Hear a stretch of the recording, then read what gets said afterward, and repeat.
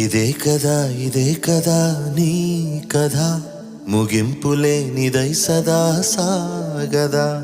ఇదే కదా నీ కథ ముగింపులే నిదై సదా సాగదా.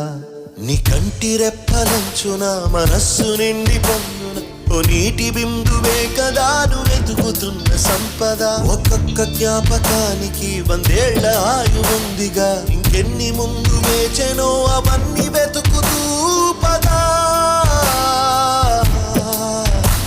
మనుష్యులందు నీ కథ మహర్షిలాగా సాగదా.